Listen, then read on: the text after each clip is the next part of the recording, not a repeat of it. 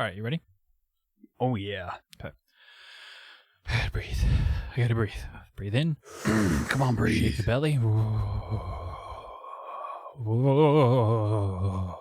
Okay, here we go. Seriously, I feel like I'm not breathing enough. I'm just like holding my breath and talking, but not breathing in. Just be normal.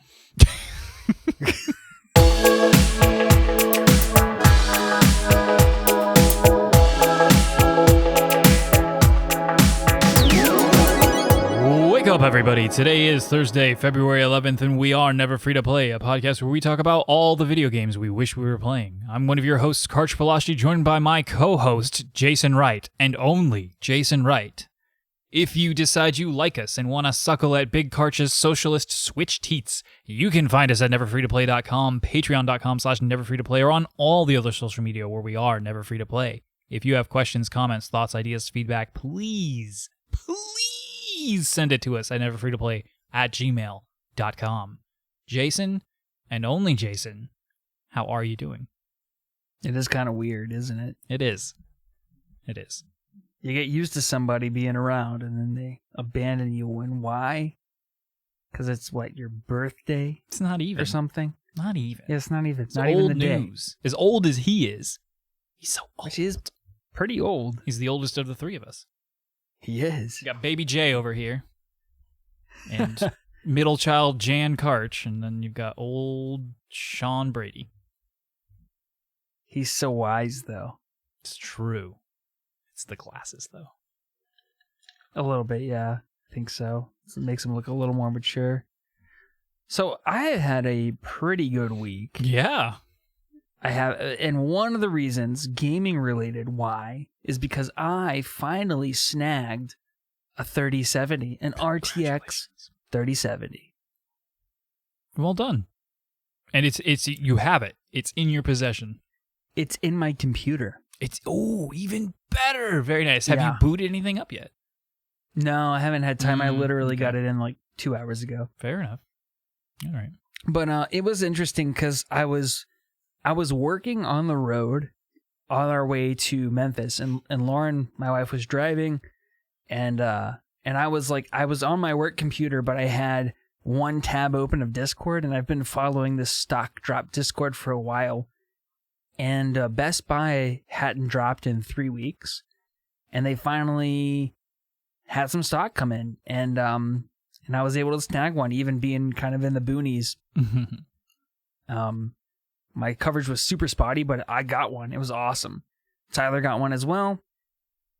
It was a good day. And then I got another stock release for a PlayStation 5 pre-order queue, and I passed that along to you. And what did you do with that, Karch? What did you do with that information? Spoilers. We're going to talk about this. The process. Oh, we're going to talk about it? Yeah. It's a game I played called Did I or Did I Not Reserve a PS5? Ooh, yeah. I like that. I like that. But that's really all I had going on this week in terms of gaming, and probably the most exciting thing that happened to me personally, definitely the graphics card. Definitely. The only and greatest thing, yeah, for sure. Right.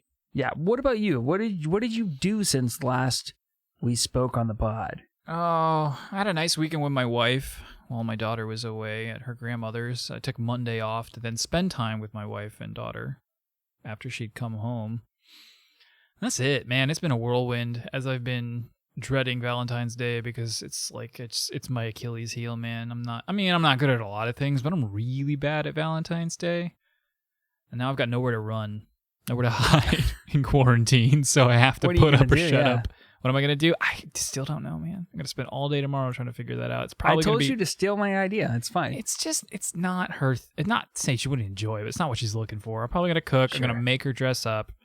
We're going to do fine dining at home. I just don't know what I'm going to cook yet. I want to do pasta from scratch. Ooh. Do you guys have a little pasta maker thingy? No, I roll it and cut it myself. Okay. I feel like it's even better. I'm sorry. We do. I tried it once with gluten-free pasta, and I'm never going to it was a giant waste of time. I can't rely on it. So.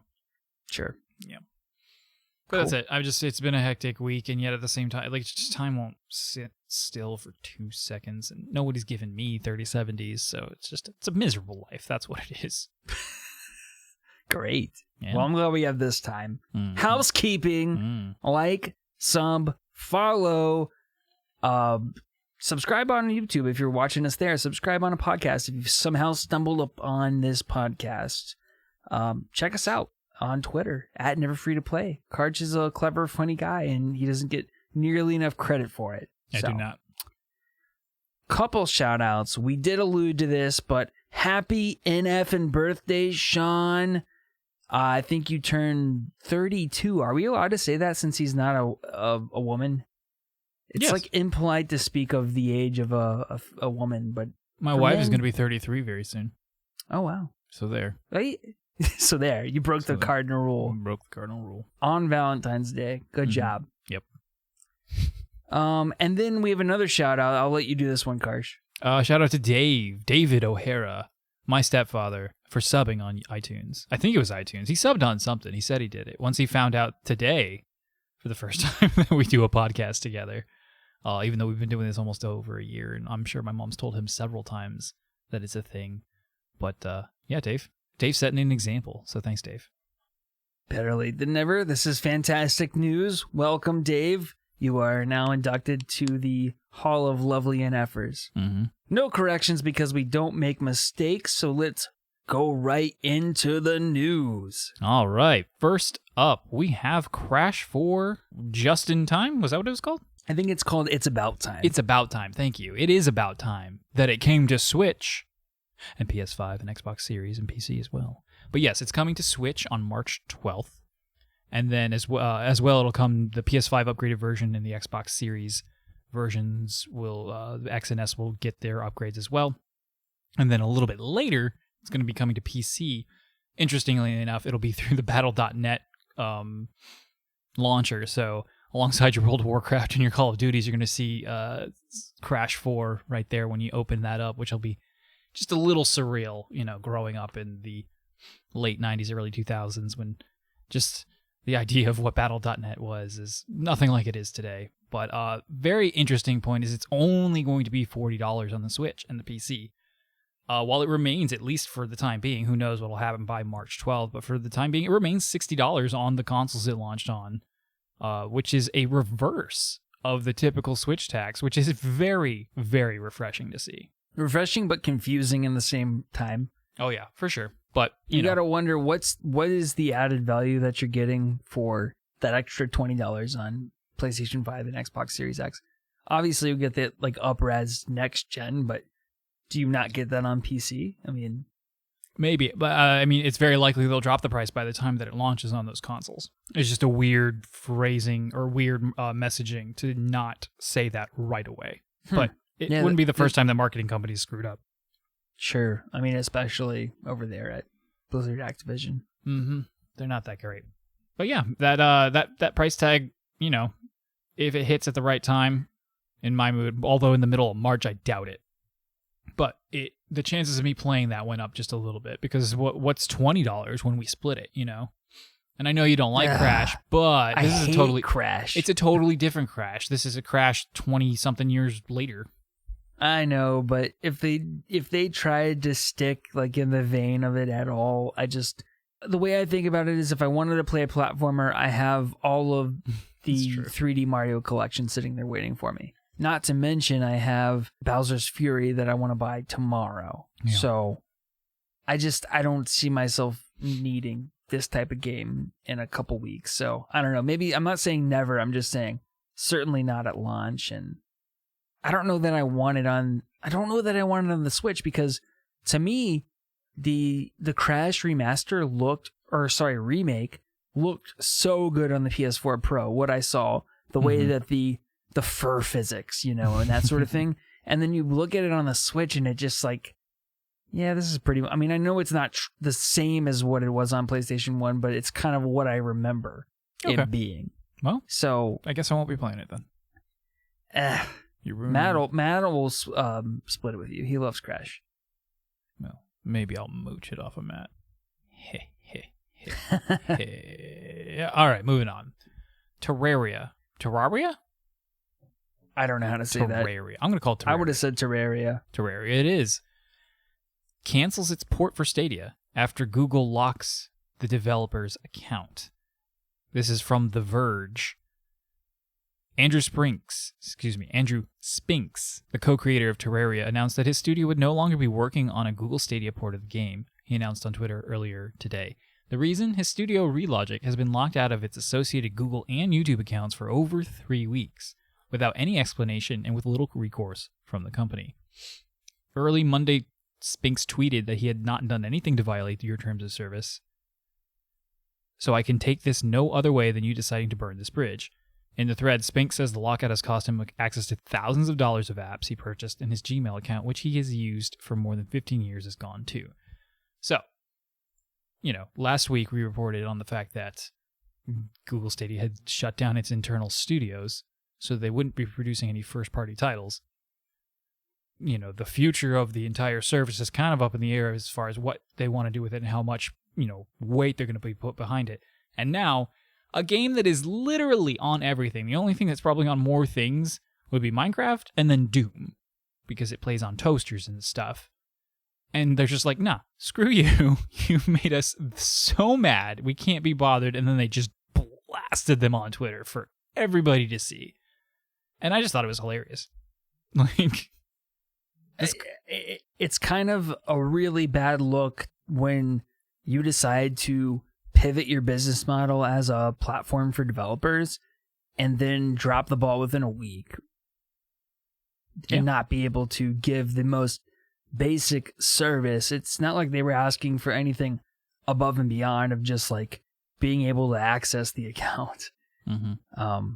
That's a bad look. It's a real bad look. Yeah, and if you go read the article, you can see some of the other correspondence they have with like the YouTube and or Google support teams, and it's like I understand that, and maybe this is Google's problem. Maybe they're just too rich to understand when they should care. They're just so big that nobody's an important client to them. Like, who's an important client to Google? Like, is anybody? Do they have clients? I don't personally understand how it works, so. Right. But, you mean what works? How Stadia works? How Google works? Just their I understand that basically they're kind of in the business of selling ad space, right, and even more so by the information that they're getting from their user base, right? And so you marry those two things to get highly effective and efficient ads. But to whom do they sell that to? I don't fully understand, like what you said, who is a big customer or client for them. I don't know. Right. And so it's like it's obvious that Google, I mean, this isn't Stadia related per se. This just simply had Stadia consequences. So it wasn't like somebody at Stadia dropped the ball, which is even worse for them because they're just probably sitting over here like, wait, what? No, we would have done something, but they never reached out, or there was no one to reach out to at Stadia for a developer who might be having, because guess what? People at my company or customers at my company reach out to the wrong people, quote unquote, the wrong people all the time. The CEO, heaven forbid, he gives any customer his email because boom, there's a straight, lifeline to literally anybody that guy then taps in the company to get that person's problem solved. My point being is, like, if they had gone to the Stadia team to figure out what was wrong with their Google account, they still would have probably gotten it done if they cared to.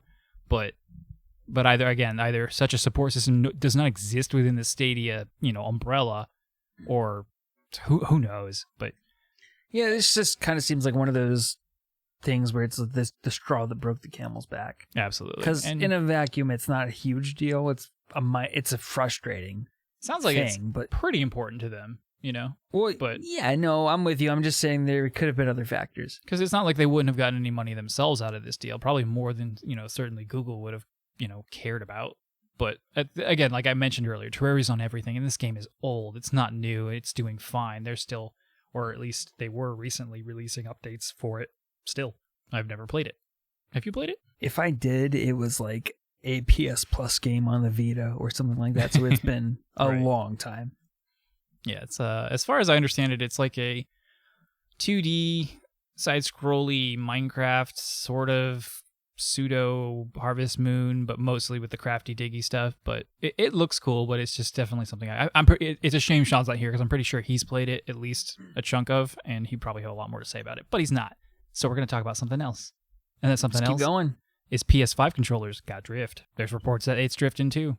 They stole Nintendo's Joy-Cons and just kind of put a different shell on it, but they couldn't get rid of the drift. How does that make you feel? It's interesting because I've heard this about Xbox controllers. It's certainly the biggest issue that we know of on the Switch Joy-Cons, and now we're seeing it here. It does make me wonder what is the design flaw, and why do people keep copying it? Right. And like you alluded to, I've read reports that Sony's using a similar vendor, the same vendor that Nintendo used for what they call 3D Rumble. Mm-hmm. They use that for some of the haptic feedback features on the DualSense. And it does make me wonder, does that have anything to do with it? It may not. It may not at all. But yeah, there's a design flaw there, and I don't know what it is. Do you have any insight into that? No, your guess is as good as mine. I just have to assume that like you said, whatever technologies and materials exist out there for these types of things, that multiple companies, I'm assuming, would adopt them. Apparently, there's just this flaw that no one cares to, or they couldn't pivot at the right time after it had been apparent. Like, for all we know, the engineers who are in charge of the controller, that team, were like looking at the last 2 years of Switch complaints, being like, "Oh no, but we used those things too." And there's just nothing they can do about it at this point. The only thing not to cut you off there, but yeah. how do you not test for this sort of thing? It does seem remarkable, because not that everybody experiences Joy-Con drift, but if you do, it doesn't take long. And so, exactly, what do their tests look like?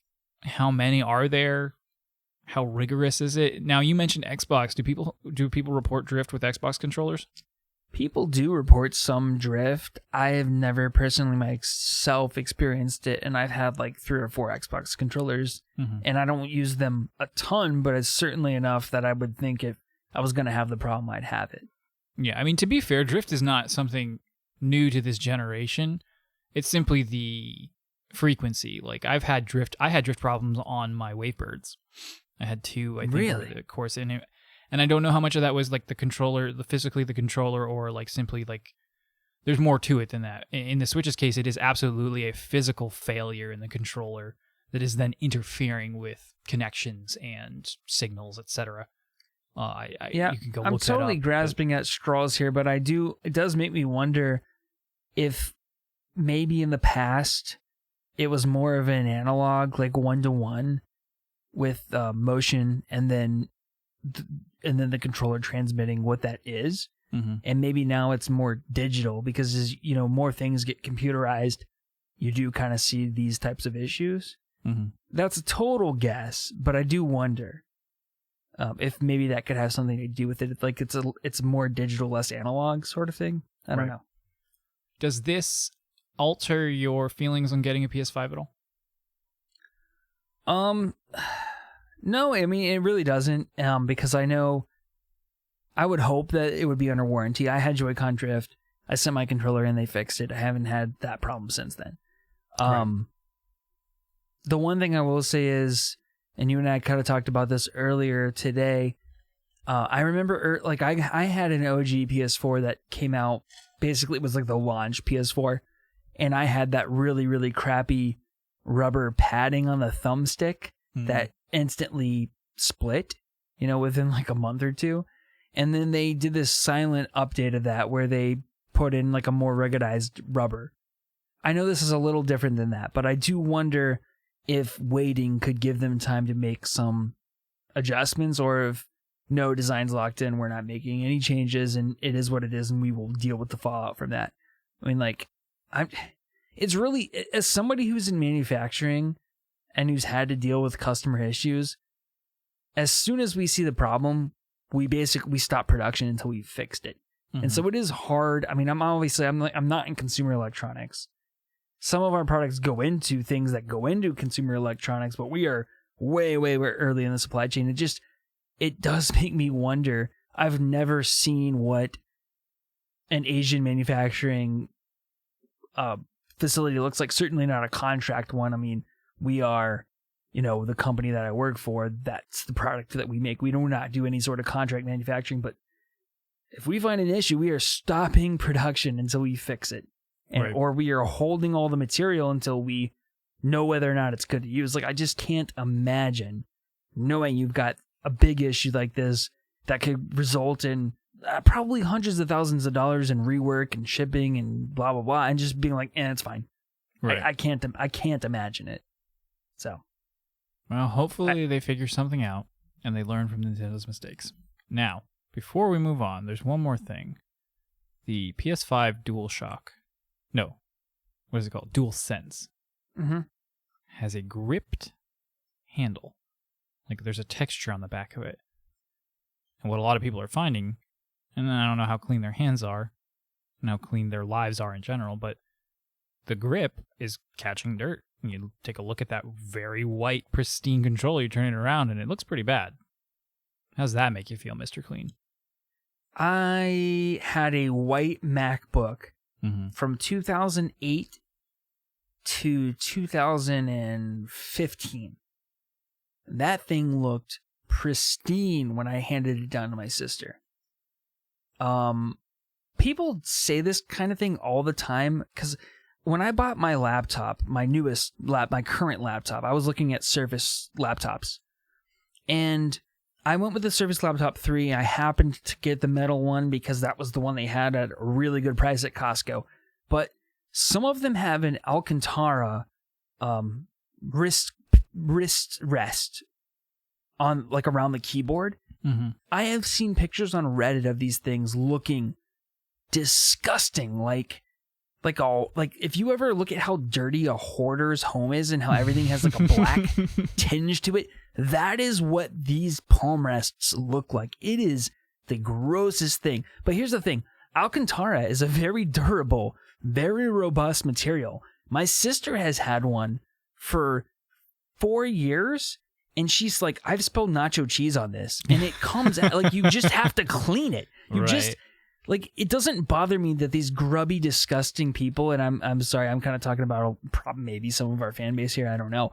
It doesn't bother me that they can't keep a white controller clean. I mean, I'm sure it will get a little gross over time, but like, I had an Xbox 360 controller for the longest time. I understand that that's hard plastic and it's not like this rubberized whatever, but it was fine. My hands did not stain this thing. I don't quite understand how someone can get an electronic device so disgusting. But that's just me. What about you? What do you think? Oh, I mean, as one of those disgusting people, I still don't understand it. And it won't bother me.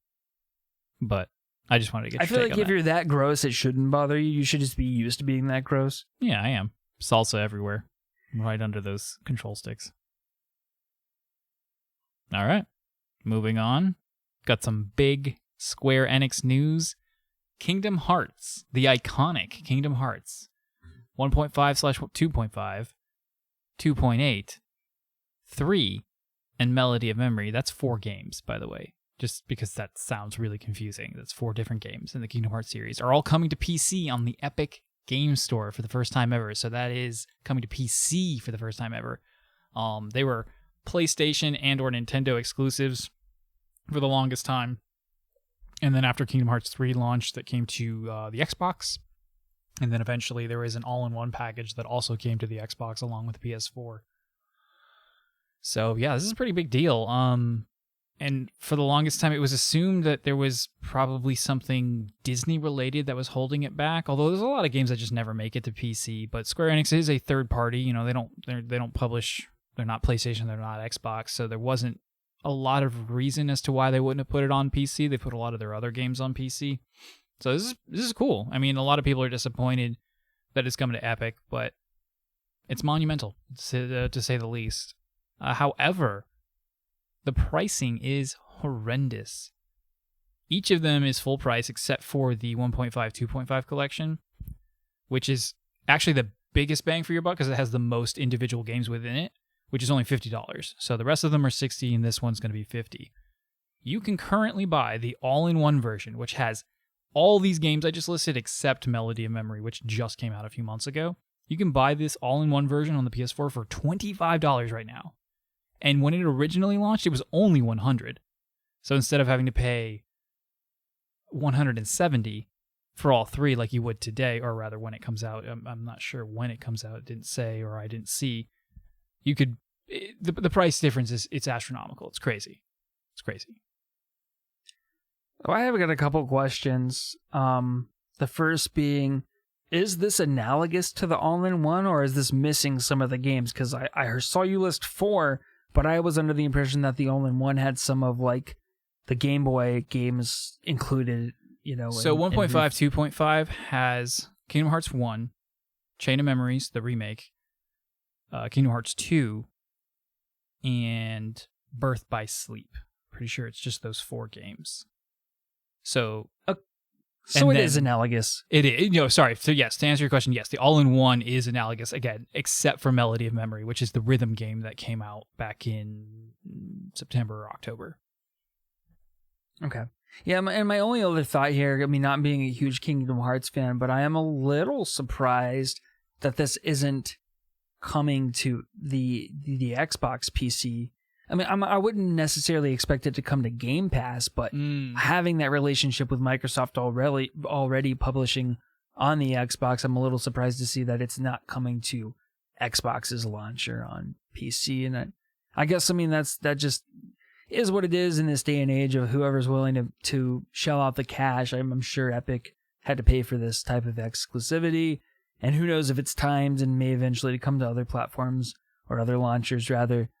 It'll be interesting to see. I'm not jumping on it though. No.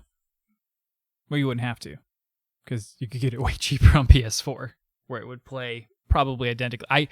That's another thing. Like, I'm very curious to see if this is going to be a buggy mess or not, because there's no history whatsoever of Kingdom Hearts on PC, so who knows how good it's going to be.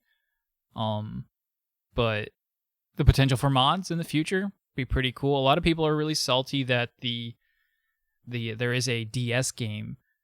All the cutscenes are in one of the compilations, and so you get basically the gist of it, the story. But the game itself has been stranded on the DS since it launched. And there's probably no plans to ever remake it. They're gonna have all the assets at their fingertips at this point. I don't know how modding works in the Epic Game Store, if it works at all. Presumably there's still a way to do it. It just might be more complicated. But it's, that potential's there, and if something cool comes out of it, I might buy one of these eventually when the price is right, just to try that out. But I'm set. I'm all set. I already have them. Please don't replay this again. You're already going through it right now. I am. But yeah, my big prediction now, the next thing that what this means is that Sora is confirmed for Smash Brothers. Because that makes total sense. It does. Like I said, there was clearly some barrier between Disney and Square and PC and whatever, and now that barrier's gone, which means that it's all open, it's free, and Sora has been a highly, highly requested, at least, on the fervent internet polls of characters that actually can make it in. Crash is up there. Crash Bandicoot, Rayman. Goku. No, of video game characters, and not he just is because in a video game. No. Yeah. He's not a video game character. It's different. Iron Man is not a video game character. People still want him in Smash for some reason. Okay. So Crash. What was the other one? Rayman, and then Sora are pretty much like the 3 very, very commonly requested ones that have not made it in yet. So here's hoping. For some reason, I thought that they had done the last DLC pack of characters for Smash. They have 2 more. No. Oh, okay. They did they did 5 or 6 for the first one, and they did another 5. I don't know if there's any announced after that. I can't remember. But they're going to probably keep that gravy train rolling as far in and as long as they can. I might have to look into those, because I think Luke and I finally unlocked all of the base game characters, so... Yeah, I don't think I've even done that. Well, we played enough one-on-one matches that it's just kind of unpopped. I think it's only $25 for everything. All the courses, obviously, that they come with, and the music and the modes, etc. So it's not a bad deal, especially now that you have so many characters to add in. Yeah, we have to check it out once he gets a little... He's still very much learning. Like, he knows what the recovery move is. He knows what it's supposed to do. Right. But he cannot, for the life of him, actually pull it off. So we're Not working even as on Kirby. it. Well, Kirby's different because you could just kind of float back on.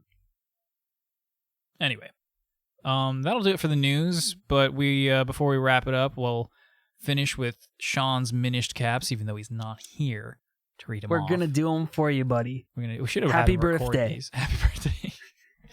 So first up, we've got Ratchet and Clank Rift Apart, the next entry in the Ratchet and Clank series coming to PS5.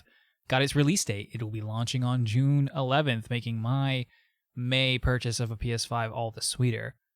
Next, we have Nintendo Online Game Library Update, a very depressing and disappointing entry into the classic systems. So for the for the Super Nintendo, we have Prehistoric Man, and I said that way because prehistoric is spelled with a K for no good reason. Then we have Psycho Dream, which was previously unreleased in North America, which would be cool if its, critical rating was higher than like a 3 out of 5. Like I think it wasn't even as high as that. And then Doomsday Warrior, which looked about as basic as a game gets. Like I'd rather buy some bargain eShop game than play this thing. And then for NES, we have something called Fire and Ice, which I just didn't look into. So another depressing and disappointing display by Nintendo on that front. In updated Borderlands movie news, Jack Black of Tenacious D fame will be voicing Claptrap, which is pretty cool because that's a really annoying character. And Jack Black does annoying well, but in a way that isn't annoying, if that makes any sense, which I'm sure it does because Jason's a huge Jack Black fan. The main characters for the upcoming Last of Us show on HBO have been announced, with Pedro Pascal to play Joel and Bella Ramsey to play Ellie. Pedro Pascal, of course, of Mandalorian fame, Game of Thrones fame, recently Wonder Woman 1984 fame. And then Bella Ramsey played Lyanna Mormont from Game of Thrones. She was that feisty, spunky, 10-year-old girl who told all the big lords what's up and the King of the North and all that stuff. So that'll be interesting. Interesting picks. Interesting pair. Supposedly Pedro Pascal has done a movie similar to this in theme, where he is a man who has a, young female ward that he has to protect in a very tense and unforgiving environment. So it sounds like, of course, that is literally the exact same thing that The Mandalorian is as well. So he will have lots of experience to bring to that. And of course, Bella Ramsey is a young woman, as Ellie was. This is why there's supposed to be Minished Caps, Karch. You just read the headline and you move on. You don't need to expound. I don't need exposition here. Just read it. Just read it. I'm sorry. I'm so sorry. All right, last up, Stardew Valley 1.5 is now available on consoles. So in addition to all of that juicy single-player stuff, you'll be able to play with your friends right there on your couch. Very cool. Very cool. See, now who's dragging it out? Okay. All right. And then last, I'm just going to assume that he's being good. It's been 42 days since Sean's played Skyrim as of today, February 11th. I wouldn't it was his birthday. That could be like his birthday thing. Maybe. He could have Do we give him a pass? had some mead in one hand. He could have had cider in the other if he got his nitro thing fixed.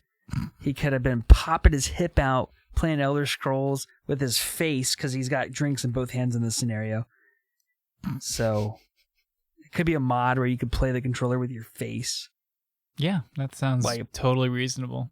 Do you think that do you think he gets his fix sometimes playing the Elder Scrolls Blades on his on one of his phones? Definitely. Yeah. He's got what do they even call the operating system on the old Windows phones? I don't even know. He probably knows. Office? Not Office. Yeah, you're right. His Office. It was Office. It runs on Office. It runs on Office. He's not here to defend his precious Windows phone. When you send a text message, you have to open a Word document. If you want to do math, you got to open Excel. Worse, it's OneNote. It's all OneNote. I like OneNote. I know. I just like to make fun of it for some reason. Anyway, moving on. That was the news. Drink break. All right, now it's time for what you wish. Wait, no, it's not. Because we don't have anything we wish we were playing this week. In fact, it's a stupid segment that we're going to be revamping soon. So we're going to head straight into what you actually been playing. And Jason, I'll let you start, but we've both been playing quite a bit of Mario Kart 8. Mario Kart 8. It's a good little game. It's a good little game. Yeah. I had some observations from this past week, specifically spurred by the fact that you beat Luke and me to the punch on obtaining the golden cart. Suck it! Both of you. I'm so upset about it because you started so much later than we did. I did. And not only did you get that, but what else did you get? I got the golden Mario skin. That's pretty sweet. We're working on that now too. So we unlocked the golden cart this evening. And we're working on. Oh, you did? Cool. Yeah, we did. Yeah, thank you. He was jacked. I bet it's a good looking cart. Yeah, it goes really good with the golden Mario.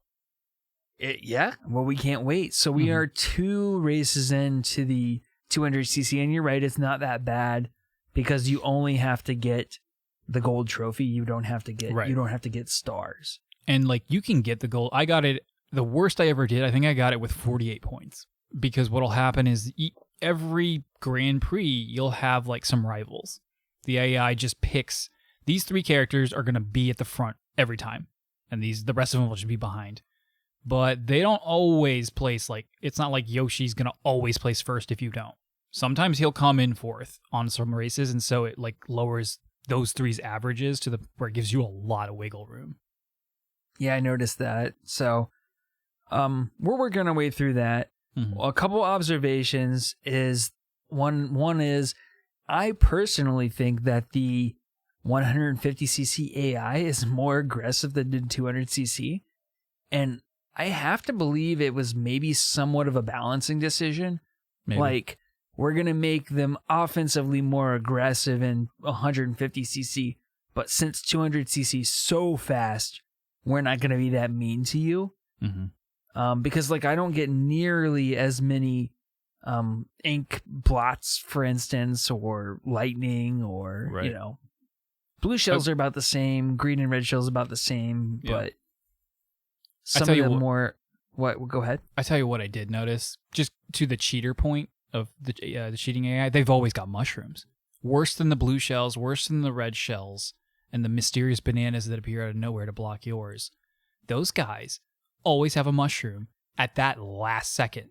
Like, I'm gonna pull ahead. I'm accelerating. I am going. I hit the ramp and I took my mushroom with me. Like every single time. I'm like, why? It's wild. Mushrooms? I don't understand how they're so fast. I don't understand how they can, on the first block, they can pull out in front of you and roll a mushroom or a shell or a banana peel for that matter. I've been in 4th place and I'll roll a coin on my first item. Mm-hmm. And I'm like, really? I'm in 4th place and you gave me a coin? Yeah. Happens. It's ridiculous. Another thing that I think I have no proof for this, but I'm thinking the AI might scale because the few times that I've played without Luke, I've done a lot better. And I think that the AI was a little nicer to me when it was just 1 person versus 2 people. So I'm wondering if the AI scales with how many people you have. Because I mean, like most co-op games, it does. It wouldn't be too crazy. Mm-hmm. I think Shy Guy is OP. Shy Guy is really good. But I've noticed that Shy Guy runs into some top end speed problems, which is not that big of a deal in 150cc. But in 200cc, it seems like the acceleration isn't as big of a factor as top speed. Yeah. You crash in 200, you're behind regardless of how fast you can catch up. Right. And so then it's a matter of steering, handling, navigating the course, being offensive. And so anyway, I've found more success with Bowser at 200cc, but then Shy Guy at 150. I think split screen is harder due to the constrained field of view. You can't really see everything when you're doing split screen. So to me, that's been a factor of it's been a little more challenging in 150cc. Yeah, I hadn't considered the fact that you're playing with Luke almost all the time when you're trying to do this. Like, if I had I would be so much further behind if A, I was like only playing when I was playing with my daughter, obviously, and B, because of the split screen, it just hadn't crossed my mind how much more difficult that would be, because it is, like you said, it's just a lot harder to see, and it's framey too. Even docked, it's framey with the split screen. Yeah, we played with myself, my dad, and Luke on Sunday, and it was really bad. Yeah, like you get used to it, terrible. but it's bad. Yeah. So yeah, I mean that's harder, and then just in general having a 4-year-old insist on being the first player, and so they're navigating all the menus. That goes a lot slower. You don't say. But we got the golden cart, and I'm excited. And we're working on the gold Mario, and we'll probably get the other two too. We'll probably get the tires, and I mean, eventually we'll get the glider, because you only need 10,000 coins. So for the tires, for those who don't know, the tires you need, they call it a staff ghost, or like something like that. Every course has a ghost, which is essentially just a best time, and you have to beat that best time. It's not easy, especially after you've played so much of the regular mode, which it has, other racers you're technically racing against, and can technically, like, you can do something to them, or something can happen to them. Nope, it's completely on. You get 3 mushrooms, and then the race goes, and then you just have to be fast. You have to know that course. You have to know the shortcuts. And I don't think I have the patience for that. And then the glider, you need 10,000 gold coins, and I only have 2,100. And I played a buttload over the last 2 weeks. I am not playing that much just to get the glider. That's not happening. You like spoofing trophies, though. I'll tell you what I read. You like to spoof trophies, and I will tell you what I read on how to spoof this one. Oh, gotcha. Go ahead. So just pick 4 players. Pick medium speed racers like Luigi, but then alter their speed with the cart. So you have like maybe a fast one, a little bit slower, a little bit slower, a little bit slower.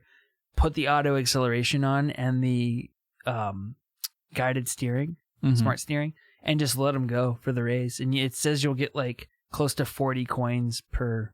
You'll get like 30 coins per race. That's still slow. I'm not grinding. That's my point. I'm not grinding out coins. I'm just not doing it. I'll play the game, and then if I ever hit 10,000, it'll be a nice. I finally got the gold glider. That's nice. That's kind of where we're at. Yeah, we're not gonna try to spoof it, but that's just where we're doing. The tires, though, they complete the look. Like, I've got golden Mario, and he looks nice in his golden cart, and then he's got stupid looking wheels, and I want the whole thing to look nice, because the glider only comes out when you fly. Right. And it's pretty rare, comparatively anyway. So, yeah, I'm with you. I'm gonna have to get the tires. Yeah. How do you like 200cc? Because I was dreading it. I thought it was just gonna be the unfunnest thing of all time, and I came alive. I was like, this is pinnacle. This is peak Mario Kart. Yeah. Right here. No, I totally agree, because back when Luke and I first started playing, and I was just trying to teach him how to play, we were playing 50cc. And then one time he went up to 200 and was like, should we do this? And I was like, sure. And it was mayhem. And now that we've gone all the way through 150 and all the way through Mirror, 200 is not that bad. Like 200 is, like you said, peak Mario Kart. It's amazing. I love it. Yeah, it's really fun. I haven't had a chance to play with the girls because I did this in 2 sittings. I did on one lunch break. I started the 200cc thing. I got the mushroom cup down, and then the next day, I played on and off throughout the day and just did it all. But I haven't had a chance to play with them. But I'm gonna do a 200cc with them and turn the auto steering on for them so they don't fall off the course every 4 seconds, just to see how they like it going that fast, because it's really fun. Makes 150cc seem like molasses, though, because that's what the time trial, you have to do the time trial in 150, and I'm just like, oh my gosh. Even as Bowser, I was like, oh my gosh, this is so slow. It's terrible. Yeah, it would be nice if they would have given you the option, and they could have different goals. I just don't know if I do it in 200 versus 150 if it'll give me the tires, so I'd have to look that up. I see. So what else have you been playing? I beat Chain of Memories. I put beat it in quotes here, and I'll get to that in a second. But I finished Sora's campaign, his story. That's the bulk of the game. I tell you what, this game doesn't quite hold up. In fact, it doesn't hold up at all. It's not a very fun game.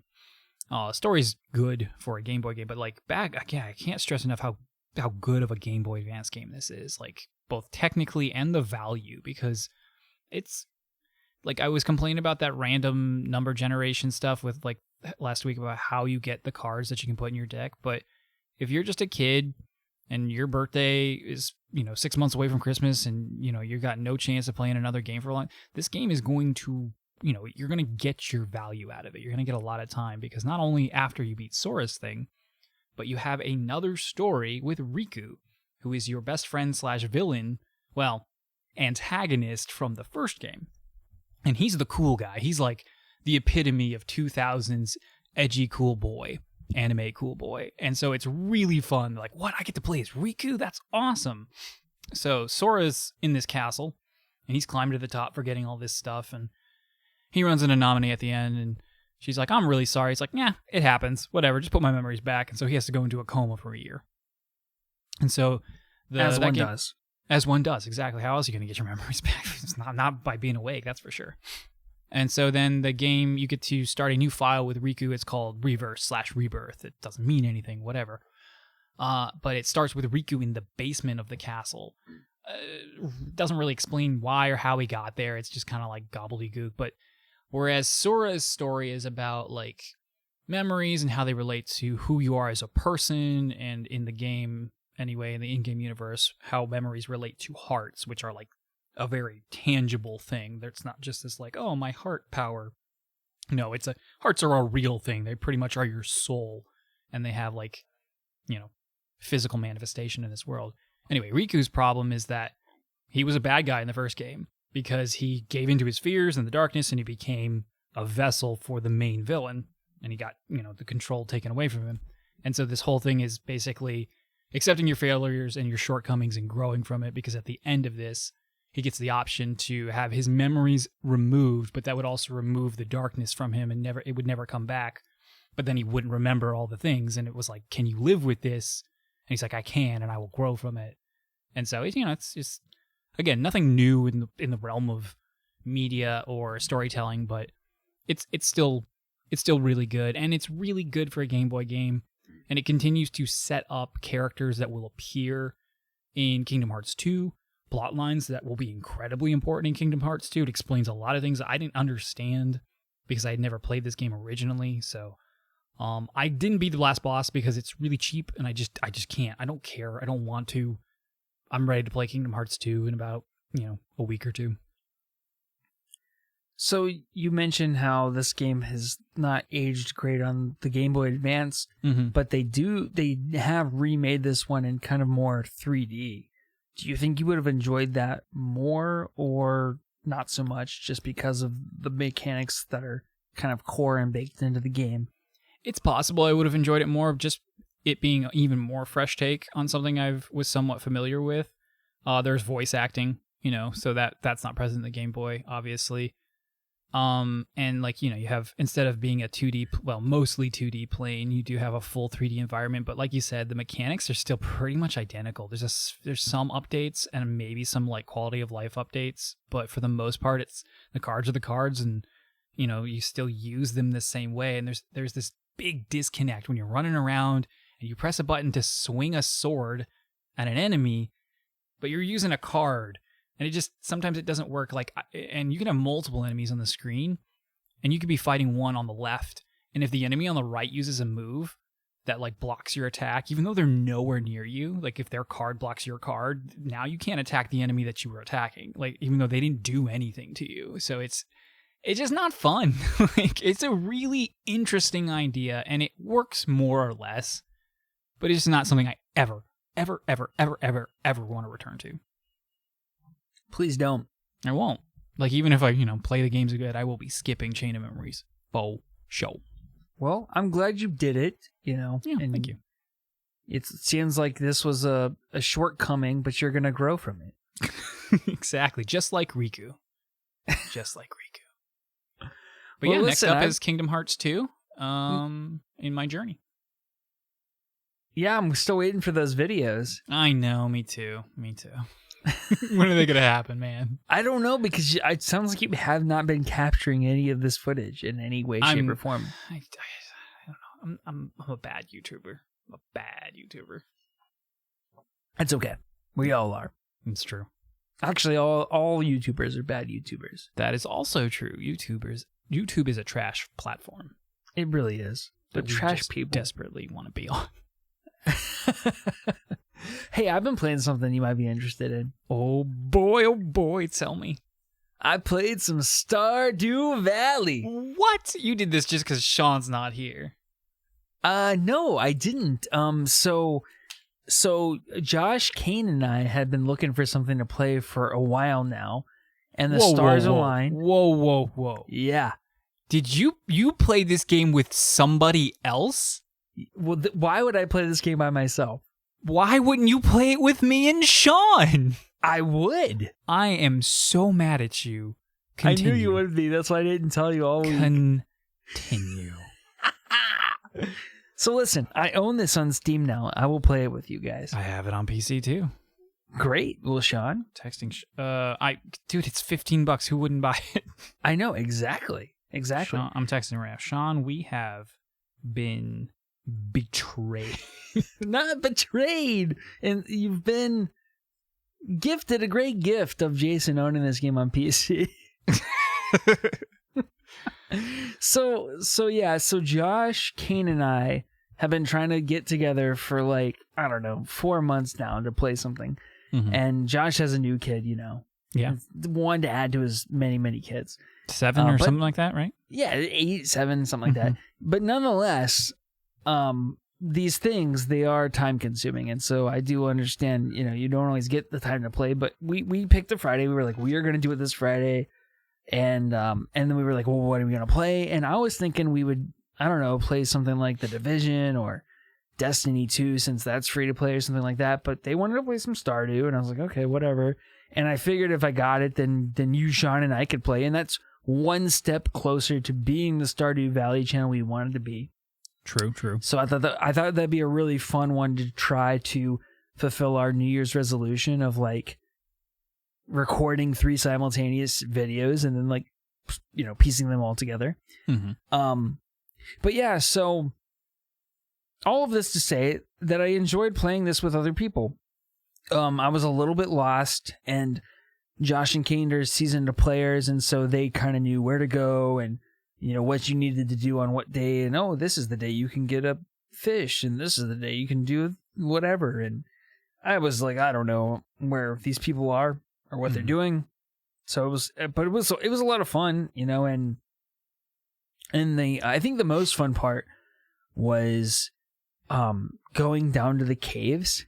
Yeah. On the day you were able to go to the caves, and then seeing how deep down you could get before you had to go back to not die or whatever. I planted parsnips. Nice. Not as hard as I thought. Yeah. No. Did you do it on your own? Did they have to walk you through it? No, they had to walk me through it. Of course they did. Oh my gosh.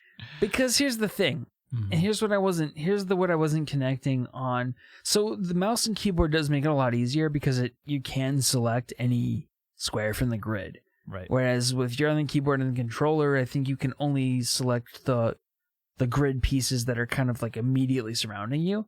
Right. And I found out what I was doing wrong on the Switch and why I couldn't plant parsnips. What was it? I was standing at the very edge of what was the ground that was hoed up. And so you can't plant if that square is not completely dug out. Yeah. You can't plant in that square. Correct. So anyway, I think I had hoed one square, but I didn't. I was it's so funny because that's not your fault because you've never played a game. I mean, for all intents and purposes, you've never played a game like this. And so first thing I do is I just hoe a whole crap load of dirt because I know I'm going to be planting a lot of stuff soon anyway. So that couldn't even accidentally happen to me. Right, but it definitely did. Like for me, it was like, oh, plant a parsnip, and I was like, oh, cool, one little square. And like, why can't I plant here? Right. But yeah, I mean, yeah, it was a lot of fun. I would totally play this with you and Sean. And now, tell me a little bit about how and maybe you won't be able to speak to it because you haven't played, much of the single player. But like, I've never played the multiplayer in Stardew. It's not split screen, is it? No, not the way we did it. So the way that it works is, you host a game, and then you say how many houses are going to be in the game. And then you pick your starting point. So, for instance, we had 3 people, so we had 3 houses, and 3 houses go in. I think we did the standard starting spot. And then once you're in the game, you can go wherever you want to and do whatever you want to do. You could be on the same screen at the same time, but somebody could be in the caves while somebody's, down south fishing. Cool. You can press the map button at any time and see where the other people in your group are. And so you can kind of be as cooperative or as not as you want to be. And, obviously you all share the same amount of time. And so the time of the day moves the same way. At the end of the day, you go back to your house and you go in your bed, and it'll be like player X is waiting on player Y and Z to go to sleep. And then once you're all 3 in sleep, it will go to the next day. And that's just kind of how it works. You don't all have to watch the TV to do the things. Like, I think if you watch the TV, I think you do have to watch the TV to unlock like recipes or whatever.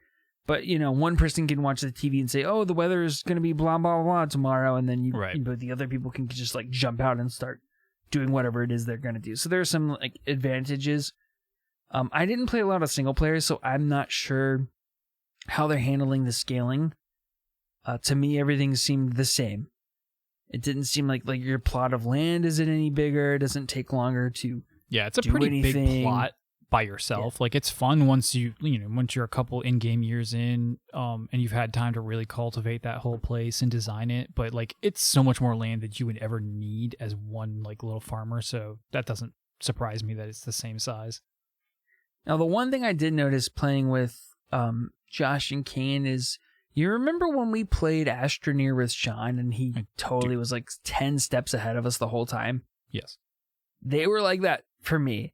Yeah. And so like, I need to play it a little bit more slowly, but it kind of made me want to play by myself. Cool. Because I felt like challenged in a good way to be like, maybe I want to figure this out so that I can come be a little more useful the next time I play. So we'll just see. I mean, it was a pretty chill game, and I do see the appeal. Excellent. That is exciting news. Maybe some of the best news this podcast has ever generated. I'm very excited. I definitely want to play with you and Sean. Like, I definitely want to make that our first NFTP plays like together video. I can't disagree with you there. So, and I doubt Sean's not going to be on board. So that sounds great. Stoked. But yeah, that's all I have to. I mean, we only played for 2 hours, so it wasn't a ton of time, but it was maybe a 5 days at the most. Like, you would think like you could get through a lot, and you guess you can, but like a day lasts a decent chunk of time, especially if you're just kind of like fiddling around. Do you know time doesn't stop if somebody's paused in their little like menu, does it? No, I don't believe so. That'll take some getting used to, but not a huge deal. Yeah, I think that the big things that we did, we got the fishing pole, met everybody in town, got to the caves, got down to, I think we were in level 15. Yeah, it goes to 100, then there's another cave. They built some sort of resource something in the cave where you can like utilize the resources that are in the cave. Huh. I don't know what they would. I probably do know what it is, but I can't think of what it might have been. No clue. I don't know what this is my feeble mind trying to comprehend what they were doing. But it was a good time. Awesome. Can't wait. Did you play anything else this week, Karch? I played a little God of War today, actually. I'm just gonna talk about that real brief. I might go for that platinum. I watched early on in the morning. I watched a video of somebody do a no damage to them run of one of the final optional bosses, the hardest boss in the game, on the God of War difficulty, which is the hardest difficulty. And I was like, "Ooh, man, this game's so good!" And Jason was talking about it, and I want to play it some more. So I booted up my old save, and I'm gonna take out these stupid. Because if I'm gonna go fight those bosses, because that's what I really want to do, is I'm gonna go fight the harder stuff. I'm not gonna have like, oh, kill all the ravens be the only thing in the way of my platinum. So I'm just gonna go ahead and do those stupid dumb tasks like collect this and collect that, which really won't take long with a guide. Like I'm already breezing through a huge chunk of it. I just didn't do any of that on my playthrough, so like I actually have a lot to uncover and discover still. And once I'm done with that, I'll focus on the combat stuff. And did you figure out how to do the one-step dodge thing? Is it tap circle? Just tap X. You double tap X to you just double tap X to roll, which is helpful, but the little sidestep dodgy thing is just tap X. Interesting. I mean, you still need a directional, like you got which way you're going to step or whatever, but that's it. Okay. Somehow I didn't realize, like I've only been rolling, so. Yeah. I mean, granted, like in the heat of battle, I often just double tap it anyway, and I'm rolling just to be safe, and for the most part that'll work, but it seemed to really help him in his fight with that boss. That's what I was thinking. It looked so cool too. Yeah.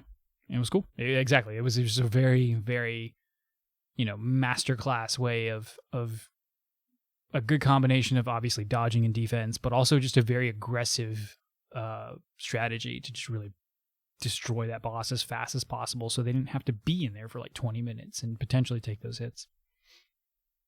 All right, but then I played an even more impressive game, a rare game that you only get to play like once every 6 or so years, and I like to call it the PS5 purchase queue.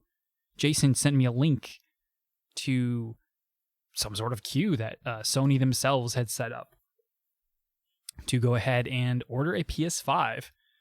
And I had asked for this specifically like a week or two ago, and here it is. So I got in the queue, and in the beginning, it's just like, all right, just stay on this page, and you stay here long enough, we'll put you in the queue. And at some point, it told me it did put me in the queue, but the queue hadn't started yet. There's like a countdown. It was like 20 minutes by the time that Jason had sent me the link. And then once the countdown was over, it had a little bar, and it says, you are in the queue. Your wait time is probably over an hour. And there was like a little bar that just kept filling up as I presumably got closer. It actually took less than an hour to get in. And then like every, few minutes, it would give me the time of day, and it would say, to let me know when this message had updated. And it's like, hey, you're still in the queue. There are currently still consoles available. However, we can't promise you that you'll get one. Well, I got in. And I saw the little things. I saw the little like PS5 digital only. I saw the controller. I saw the physical version. And then I closed the tab. I don't understand you at all, dude. If you don't get one of these things in May, I'm not going to feel bad for you at all. You should. I'm just telling you that right now. You shouldn't. But I wasn't trolling. I just wanted to see how it felt, and not see how it felt, but to see what it looked like. And then hopefully, something like this will pop up again. But I'm not ready. I can't buy it right now. I have birthdays and Valentines, and it's 3 more months until my birthday. So I get it. I just ready. God, this is like this is gonna be a terrible analogy, but this is like a heroin addict, like sticking the needle in their arm and just being like, nah, and pulling it out and throwing it away. Which I guess in my it was a good thing. It's a good thing, except for in this case. Maybe it's like a diabetic sticking insulin in their arm and being like, screw it, and throwing it in the trash. That's better. It's like, come on. You were right there. You could have sold this thing for I don't know how much money and probably made enough to almost buy your own PS5 later this summer. You know what? I really should have done that. But that's just not me. I'm a chicken. I'm a little chicken, and I can't do it, even on something. I'm with you. Because that's the funny thing is, like, what's the worst that happens? Literally, oh man, why didn't I buy it?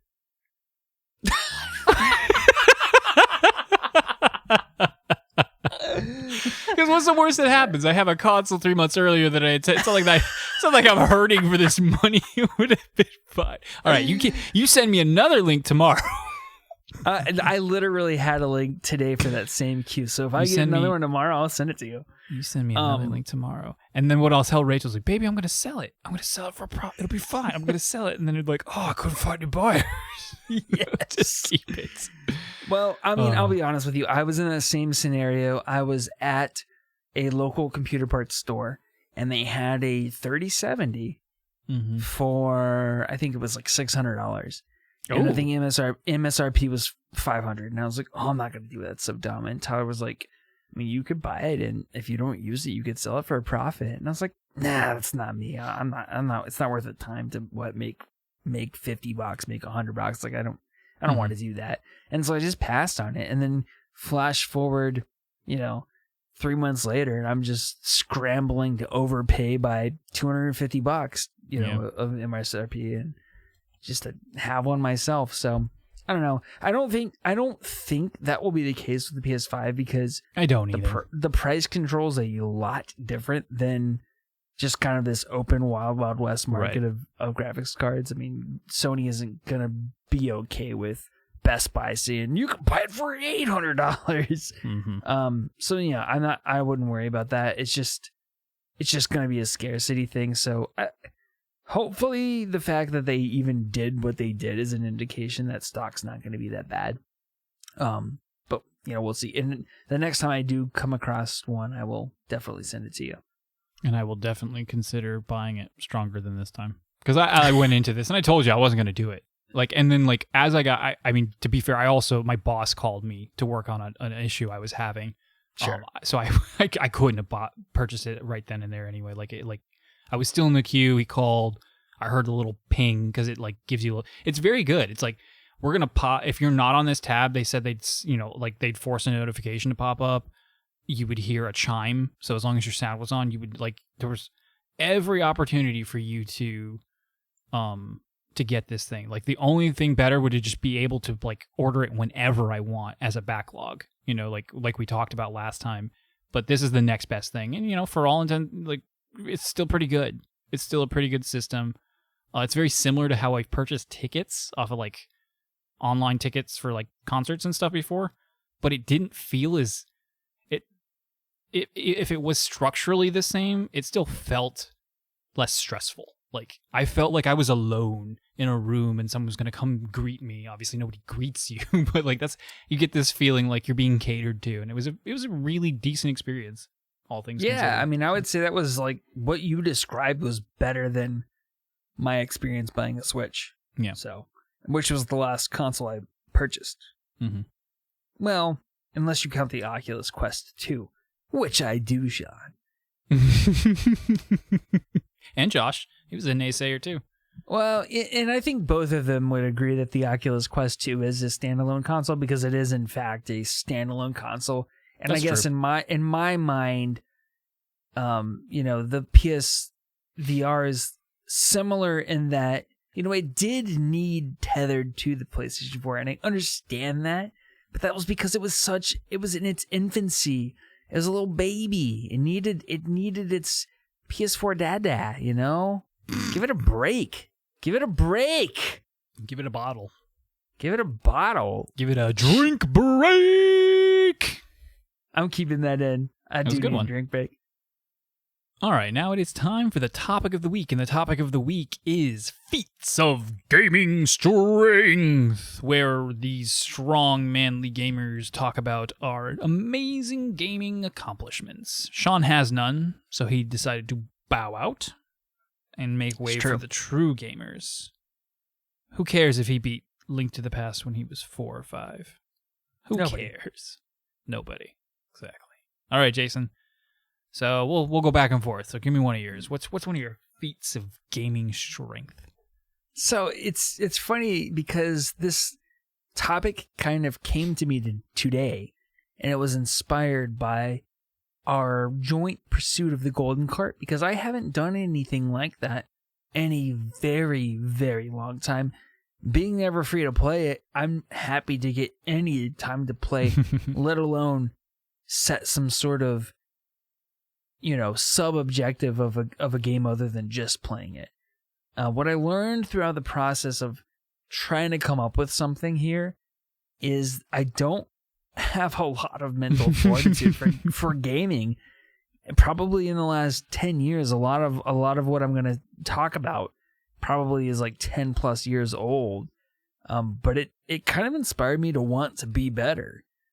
Because I do realize that some of the things that I'll mention here are some of the more fun times I've ever had with gaming. And so while traditionally, like in my head, as a 30-year-old dude or 31-year-old dude with a kid and a wife and a house and blah, blah, blah, and a job, I think of these things as a waste of time, but some of it is kind of fun. Like this golden cart thing is kind of fun. It's very fun. So if you can find something that's worth getting, that's not just, I don't know, for me, I'm not a big trophy guy. So like the checkbox of doing a thing, of getting X Ravens or whatever it is, I'm like, don't care. But like the golden cart, that's something I can use in the game. That's pretty cool. I'm stoked about that. So anyway, all of that to say, the first thing I want to talk about of one of my major gaming feats of strength, one of my bragging rights, is catching a Mewtwo in Pokemon Blue and then successfully duping that said Mewtwo using the link cable exploit for the original Game Boy Color. Did you use the Master Ball? Not only did I use the Master Ball, but prior to going into the battle, I duplicated the Master Ball using the rare candy. I had like a ton of Master Balls. And basically, like, I barely even hit Mewtwo when I went to fight him. I just kept throwing Master Balls at him because I had a ton of them. Yeah. Which I know is cheating, but it's kind of, I mean, that's like, I was in 5th grade. Like, this was awesome to me. The fact that he even, because I think you have to beat the game to even have the opportunity to catch Mewtwo. And I knew I was only going to get one shot at him. Right. So I wanted to make sure I got him. And so I duplicated the Master Balls, and then I went and I flew to the place. I did the thing. I was in the cave. I got to the Mewtwo, and I threw as many Master Balls as it took. I think I had 99 of them. So, and then you should only need one, but he will. The Master Ball historically always works perfectly, but Mewtwo will also just deflect balls, and I don't know if he deflects the Master Ball. I honestly, it's been so long I can't remember. I just knew I wanted to be prepared. So sure. And then when I did the link cable thing, it was very nerve-wracking because I didn't know if I was going to lose him or not. Because the way, for anyone who doesn't know, and I'm sure all 3 people listening to the podcast know, when you do, a long time ago for the Game Boy Advance, they actually had a physical cable that you would connect from one Game Boy Advance to the other. And there was an exploit, because there were no game patches back then, where if you were in the process of transferring a Pokemon and you pulled the link cable out of both Game Boy Advance or Game Boy's colors simultaneously, that transfer would neither be like here nor there. And so if you did it properly, you could get this one Pokemon to duplicate onto both cartridges. And one cartridge would think that you received it, while the other one would think that you did not send it. And that's exactly what we did. It would always save your file before that in case something bad did happen. And then that way, if it didn't finalize, the transaction didn't complete, then you would just get to keep everything you had. So we used that exploit. And funny enough, I think it was with my next door neighbor in Oldsmar. I don't remember that guy's name. I don't remember him. I remember that house. I remember going in there occasionally. But I don't remember that kid, and I don't remember his name. Yeah. Anyway. I mean, yeah, that's still an accomplishment, because like you said, you got to beat the game, and you had to formulate a plan, and you learned of an external exploit. So that's all, it all amounts to something pretty impressive, especially for an 11-year-old. Right. I mean, that's the kind of time that you have. Right. Which is the kind of time that I haven't had, honestly, since then. So. What about you, Karch? All right, first up, probably one of my more recent ones, my feat of gaming strength is, at least at that current time, because they gave it an update recently that made this less true. But I 100%ed Celeste on like on the default difficulty, which is the hardest difficulty. No sliders, no accessibility modifiers, whatever you want to call them.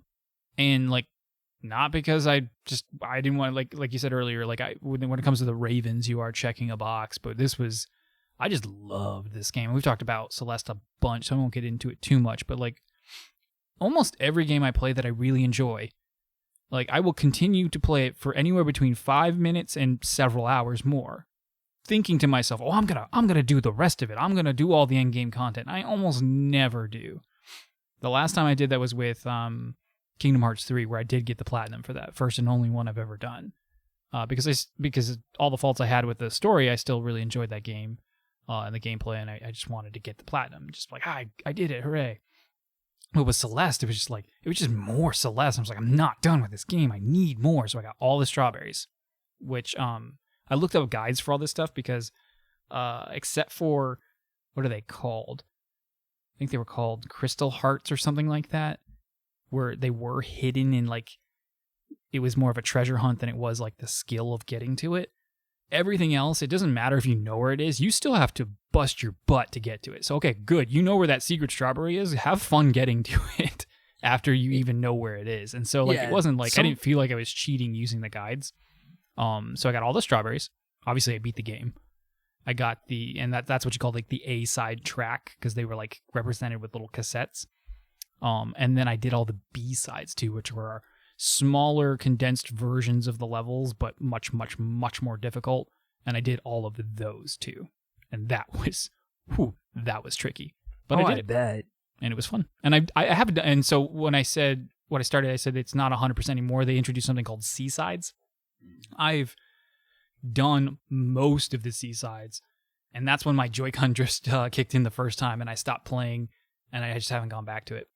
And then I think they added a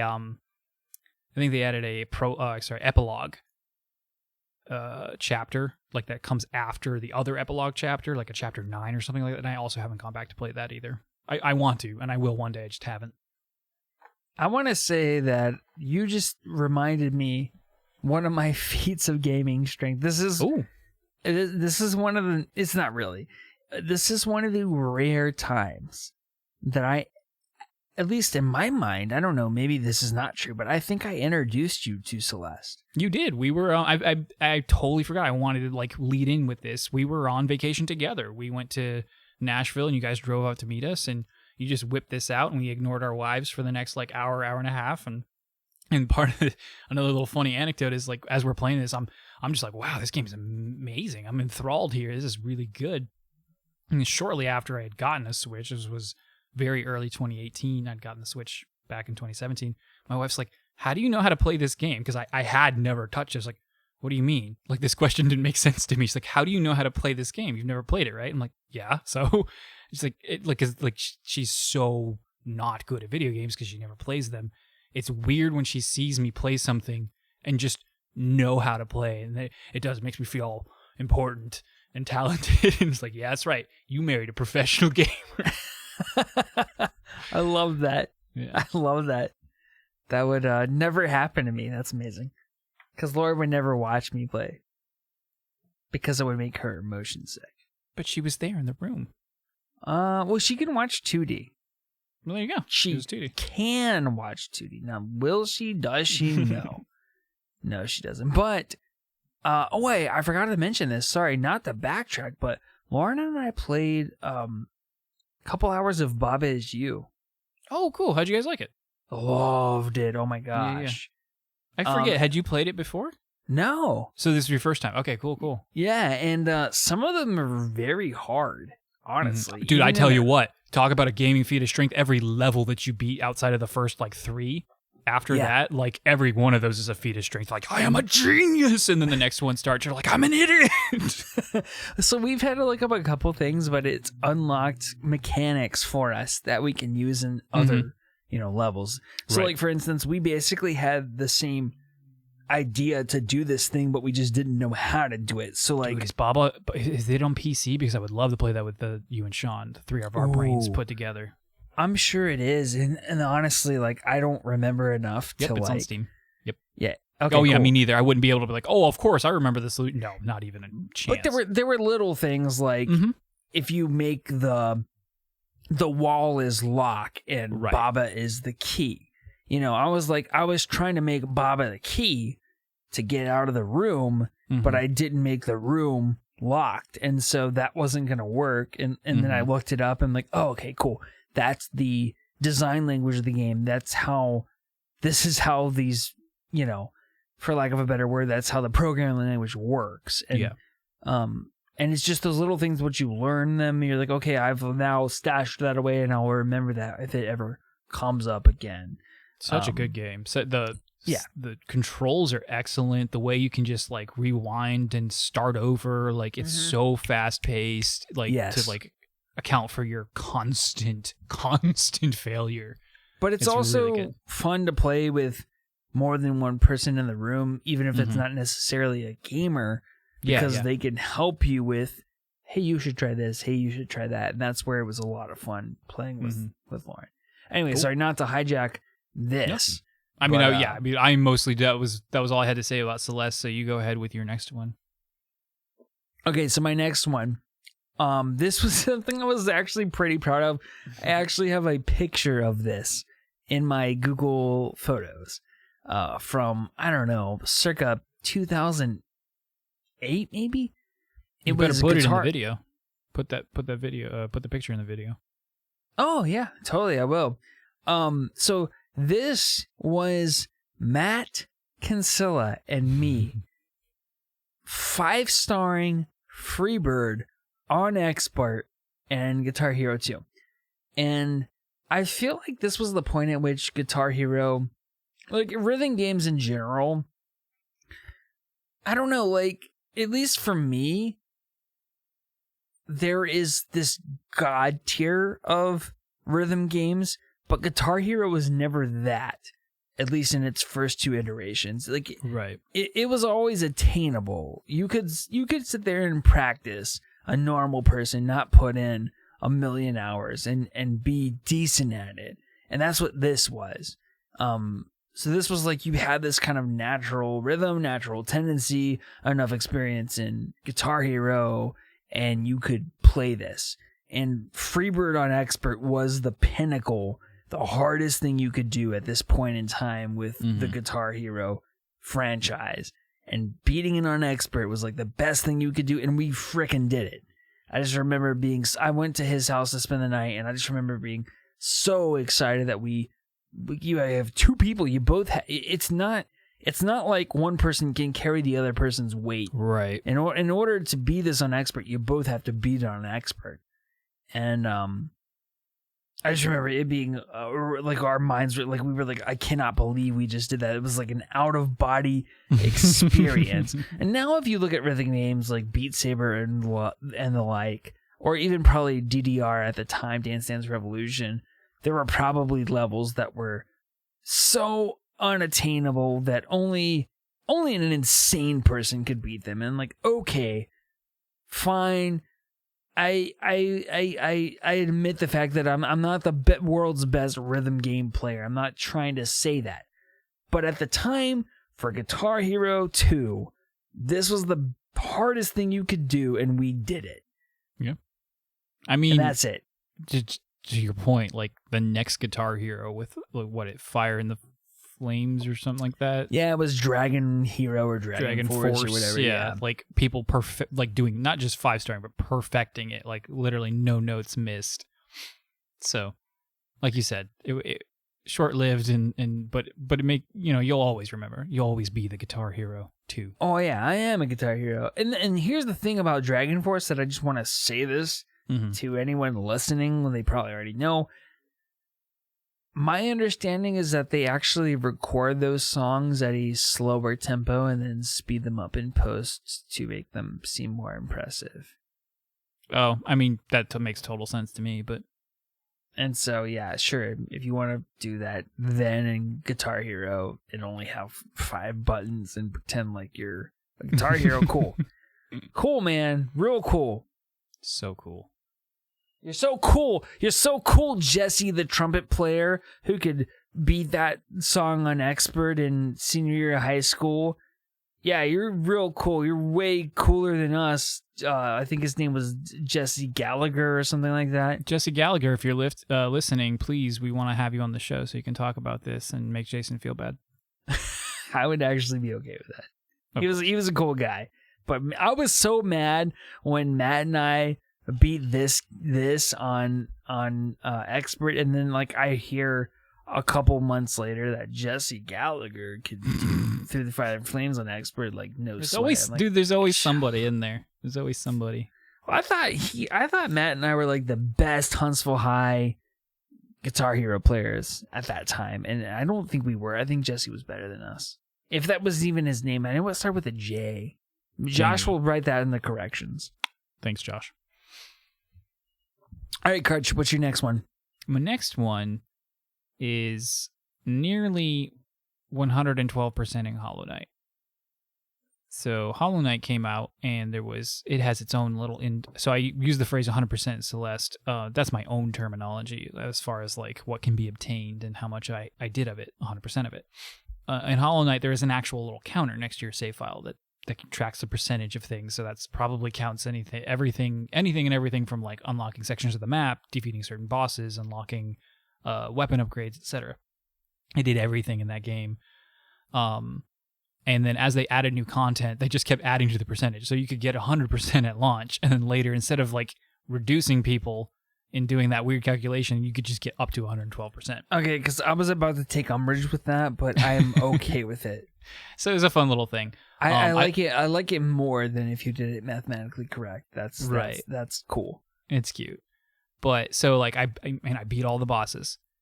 I did everything. I did everything in that game. The only thing I didn't do, aside from there's like I think it was the last piece of content. There's like an ultra super boss that doesn't count because it's like an ultra super boss. And then and maybe I'm wrong. If anybody knows, please correct me. But I'm pretty sure I'm right on the things I'm saying. And then there is there's like a boss rush gauntlet kind of thing, which again was just additional DLC, and they just didn't add that to as far as like the percentage you needed to do to complete it. And so the only thing I didn't do is there's this like arena, and instead of boss rush, it's like just enemies after enemies, encounters after encounters, without you being able to leave and recoup and save. And so you just have to do this whole mess of things, and there's 3 different phases, or not phases, like tiers. So like I beat one and it does let me leave, and then I come back and I do the second round, and then there's the third round, and like so many times I'd get to like the last fight in that third round and I die, and even for me I was like, okay, that's enough, Hollow Knight. I'm done. I beat everything else. I think I can put this down. But for a game that's, people say is pretty difficult, I feel good about having gotten through it without pulling my hair and teeth out. Like I had fun the whole time. Sure, some parts were really difficult and took me, hours. I mean, technically days, it took me days, but technically hours. But, I did it. And, so good for me.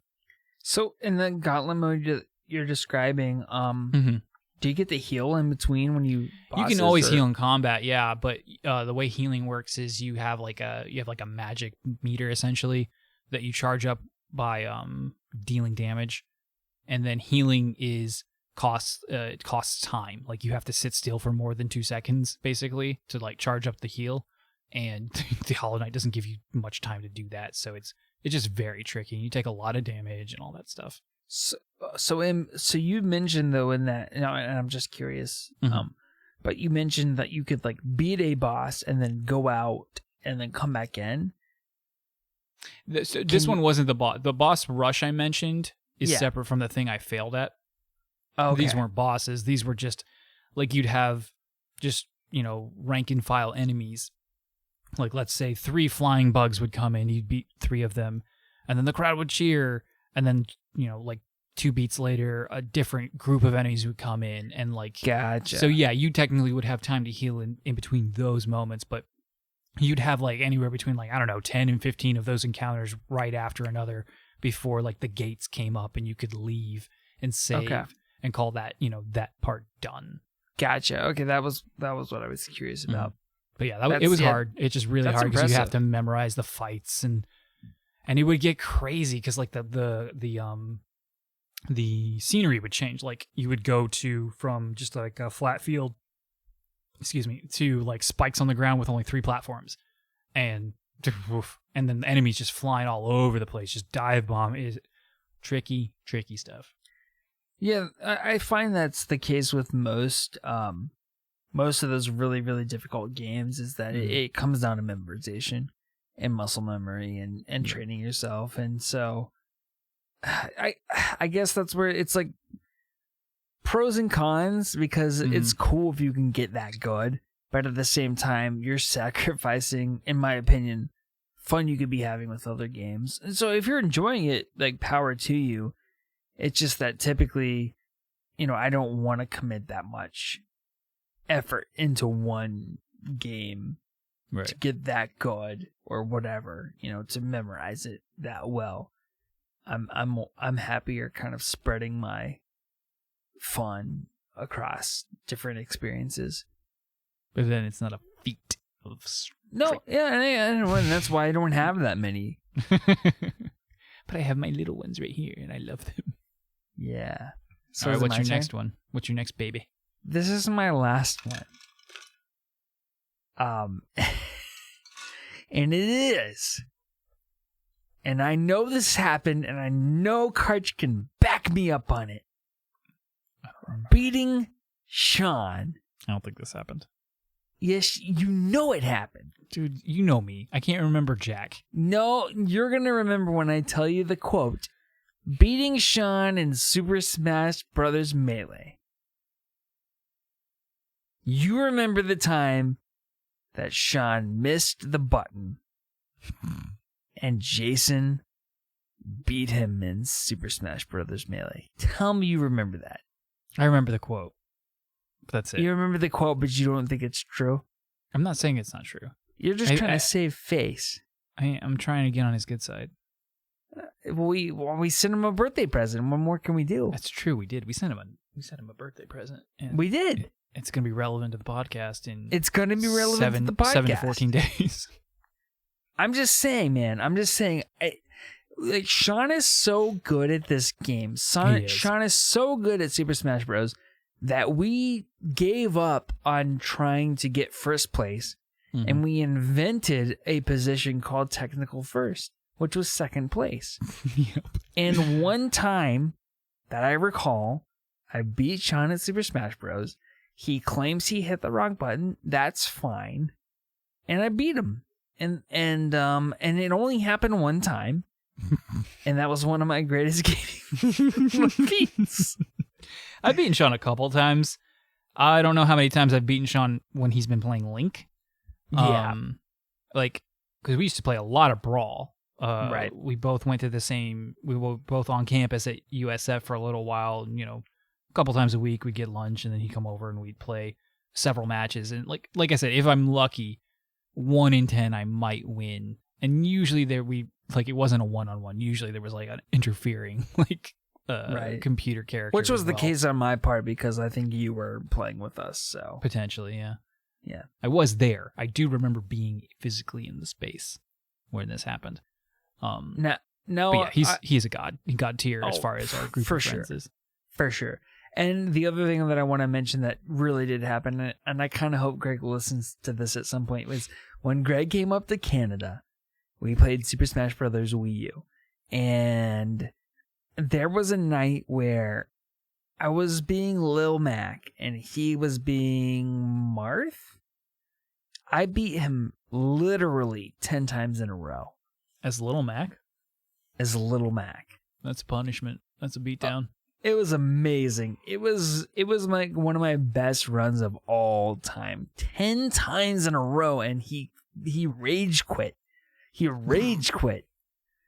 Now, to be fair, the next day he beat me several times in a row. Mm-hmm. But that particular night, I was on fire. And that's all I'll say. Those were kind of my last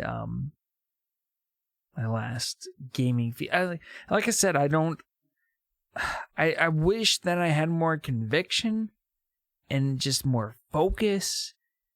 but I just currently don't. And I think this topic might make me want to approach games a little differently, the ones that I love at least. We'll create challenges for each other, reasonable-ish, but hard challenges to add to our feats of strength in games we like. The gold cart one was a really a good example of something where I think that was a fun little challenge that, we both liked that game and it was fun. So yeah, agreed. Okay, what's your next one, Karch? All right, I got a couple. One is real quick because it's not really a feat of strength at all, but many a millennial will say, so someone in our age range group remembers the dreaded water temple. Heck yeah. From Ocarina of Time. And this was many years later, as an adult, a young adult, but I did beat it on my own without a guide. That's amazing. I know. Dude, thank you. I remember literally the only time that I ever beat Ocarina of Time. Mm-hmm. Sean beat the water temple for me. I think I remember him doing it for you. I think I remember him. It was at on your cart. house. Yeah, it was on my cart, and I remember him fighting. Because the biggest reward of the water temple is getting to fight Mirror Link or Shadow Link. I don't remember what they call him in that one, but it's so much fun. But you don't get to it until you get past the hardest parts of the water temple. Right. He's not even the main boss, which is hilarious, of the temple, that is. But yeah, that's exactly how it went down. Yeah, and I remember, I specifically remember he went and got the Bigoron sword. Yes, he did. That's right. Because you can get a longer sword, but it breaks. And if you get the Bigoron sword, it doesn't break. And so although Mirror Link is mirroring you, if you have a longer sword, you have a reach advantage, and that really helps. Yeah, otherwise it is a really tricky fight. When I beat it, I did not have the Bigoron sword. So it took a lot, maybe several tries or a lot longer. But once you have that, it's just a beat down. It's just bam, bam, bam, bam. It just kills him pretty much. I remember several years later, I was in college, and I emulated this. And I got stuck in the...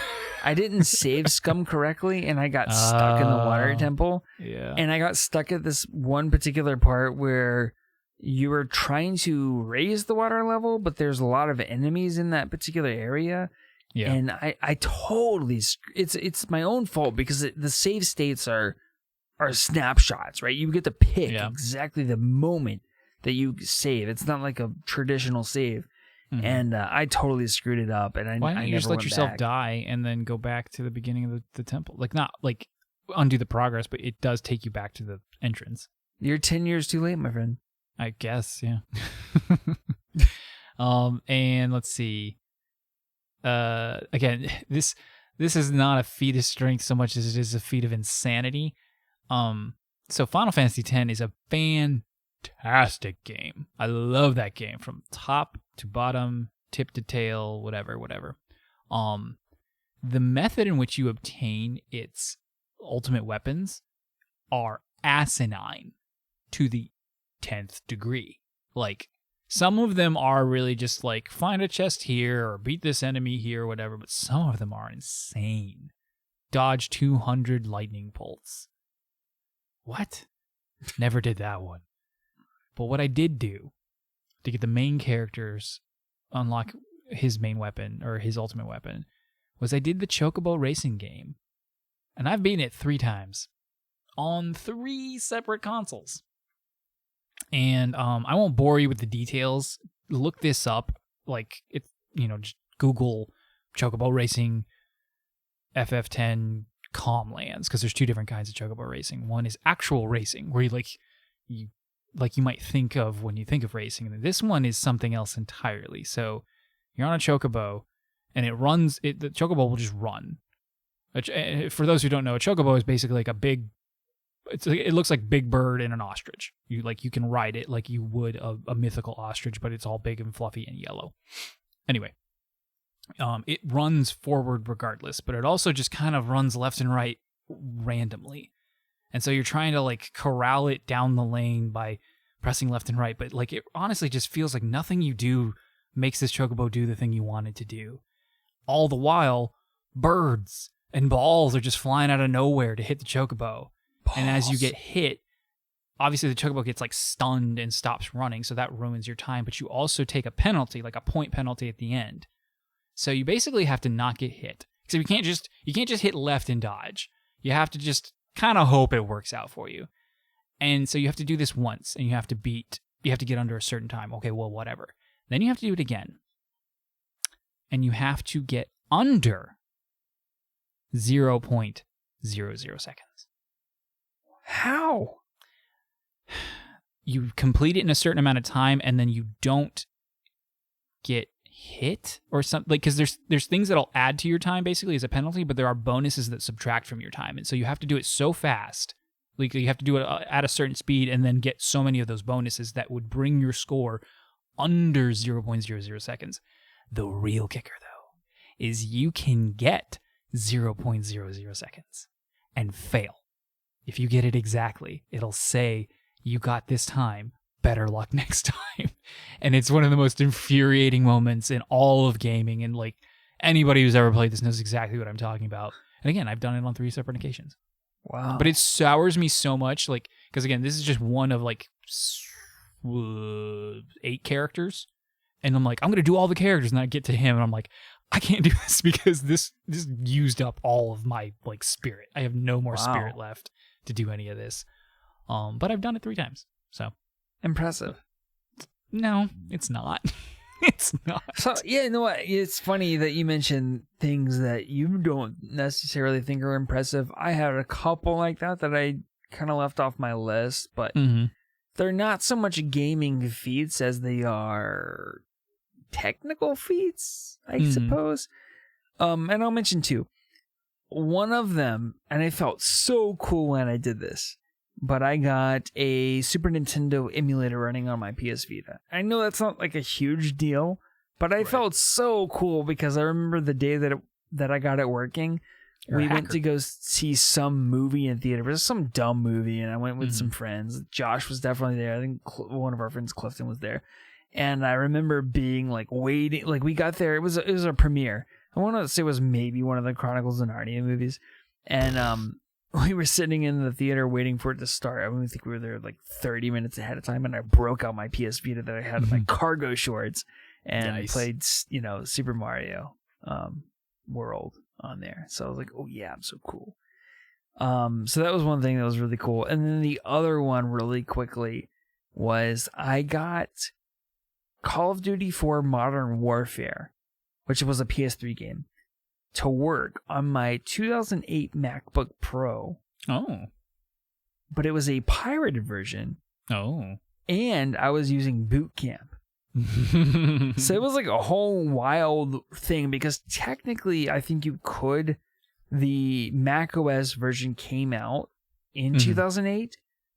But like this thing was running on like an Intel integrated graphics card. I had to dumb down the things to where I was basically playing Minecraft looking people. It was funny, dude. But hey, I got it to work and I was very proud that I could even get the thing to run. Oh, it's a thrilling feeling after you've spent like 6 hours trying to just follow a tutorial and troubleshoot what went wrong during it, just to be able to play a 30-year-old game on 8-year-old hardware. Well, and this is the thing: is Modern Warfare 4 Call of Duty 4 Modern Warfare at the time was only about a year old. No, that is way more impressive than the usual thing. Right, and Josh and Kane both had it working on like, Josh had a MacBook Pro. I think he was potentially running the Mac OS version, and I do not remember what Kane. I think Kane was running an actual Windows laptop that could actually run it legally. No, he wasn't running it legally, but he could run it per the hardware. So right. Anyway, good times, dude. Good times. My last one, real quick. Kingdom Hearts Birth by Sleep. You can play as 3 characters. And the first character is probably the worst one. Like, he's really slow and, he's kind of like the big boy of the 3. But he doesn't play like any character prior or after, really, in Kingdom Hearts. So it's just kind of a jarring experience. I played it on Proud Mode, which is the hardest difficulty, at least at the time. And I never played a Kingdom Hearts game on Proud Mode. The reason I did that is because if you beat it on Proud Mode, you would get like the secret ending that would be like the teaser trailer for the next game. I was like, I want to see that. I want to earn it and see it in game and be like, oh, that was fun. I've completed the game. And I eventually did. But what was super impressive was that I did this with this character for the first time, because it was just, the final boss took me days. Come home from work, I'd play it. Fail. Die. Continue over and over again.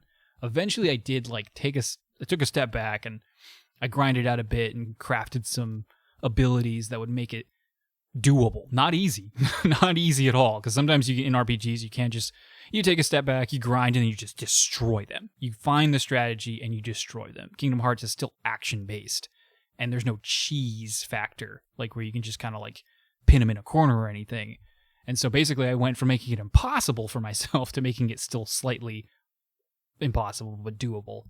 And after days and what probably was it probably doubled the playtime of that file trying to beat this boss. But I did it. And it felt good. Good for you. It's a good boss fight. You beat it on proud mode. And I was proud. Yeah. Proud would you say that maybe you were a proud boy? I was a proud... No, whoa. He trapped me, ladies and gentlemen. He trapped me. Almost gotcha. Oh my goodness. But yeah, no, it's a great boss fight with great music. It's a great moment. And usually I hate it, especially maybe more so these days, but especially in a really cinematic game. If I'm playing The Last of Us, I better not lose a boss fight. Because there's nothing stupider and less cinematic than I have to replay this section 7,000 times. I hate that. That's I got that a lot in. Hate about the basement hospital, but yeah, keep going. I think I hated that about Ghost of Tsushima. Whenever I'd lose, I'm like, but it's just ruining the flow of things. I didn't feel that when I finally won. I wasn't like, man, I just ruined this moment for myself. And maybe I came full circle. If I had won maybe 5 hours prior to that, I would have been like, that was a waste of time. But because I spent exactly the amount of time I did, I probably just came full, I just lost my mind at that point. It was just ecstatic that I'd done it at all. It's pretty incredible. I've beaten them all in proud mode at this point since then. Good for you. Thank you. All right, that was our topic of the week. We are strong gamer men compared to weak Game Boy Sean. Game Boy Sean. Ha, Game Boy Sean. Speaking That's going to be his new thing. You got to add that to the intro. Yes. I'm one of your hosts, Karch Palashti, joined by my co-host, Game Boy Sean. Jason Wright's dead, apparently. Apparently, I'm dead. I don't have a nickname. He's gone.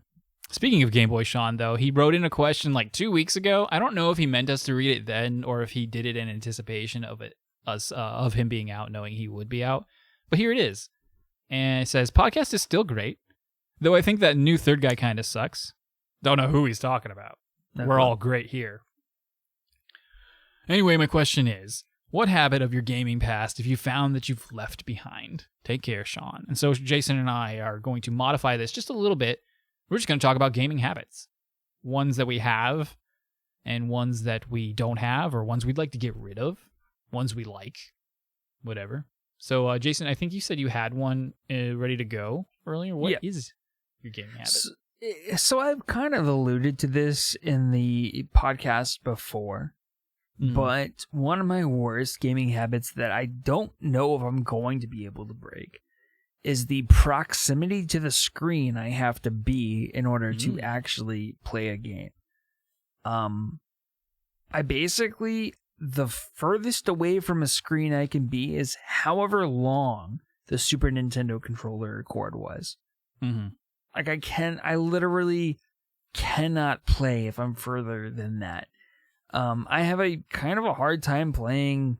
I mean, you've seen my house. The distance from my den couch to my den TV is maybe 8 feet, and I struggle with that. And it's a big TV. Yeah, it's a 55-inch TV, but it's just I don't know what it is that I feel like there is a disconnect between what I'm doing on my controller and what is happening on the screen. And it is totally mental. I know it's not true. I know it. Yeah. I know that there's nothing going on.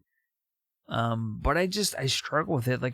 I do a lot better on the Switch being, 3 inches from my face, or on the computer with the monitor being, I don't know, a foot and a half away.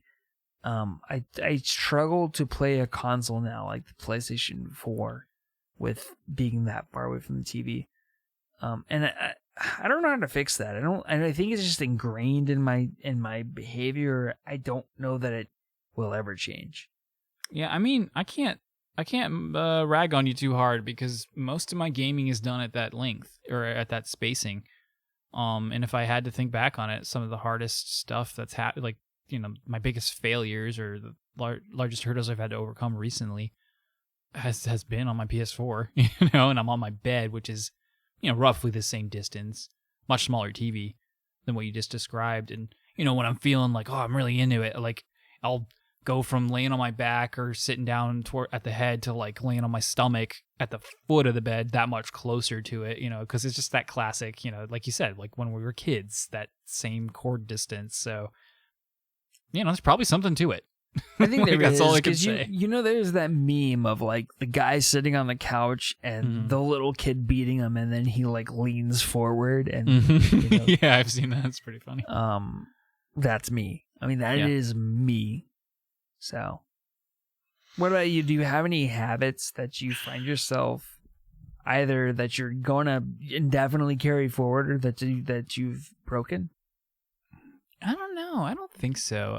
It's hard to describe. Like, I'm trying to think of like what a gaming. I guess my worst gaming habit is starting too many games at once with the intent to play them all at the same time. Like, I meant to talk about this earlier, but I didn't. But like, I might need to take a step back, because at least in the last couple of weeks, I was playing too much. Although Mario Kart's done and Chain of Memories is done, and I'm just kind of futzing around in God of War. So I actually have nothing on my plate right now. So like, I went from having like all these, and I totally forgot to mention, I beat Nier Automata. I told Sean, it's probably why I got it out of my system. Sean, we're gonna do a spoiler cast, so get ready.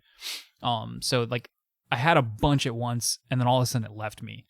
But while I was in that, I was stressed. I was like, and I'm like, this should not be. This is not how this is. Like, we were just talking about that a minute ago, but like playing when you're having fun. Talk about like just like too much of a good thing, basically. And I feel like I did a pretty good job of that last year. This was the first time I've done that to myself in a while.